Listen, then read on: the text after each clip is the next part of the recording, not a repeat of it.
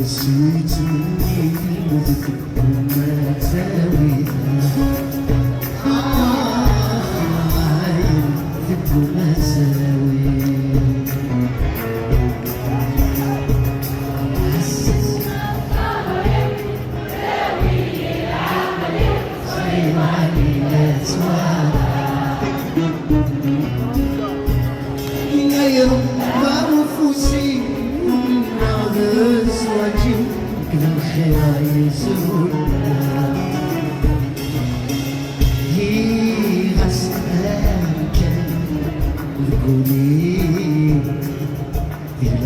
يستير ويتسوق خليك اليوم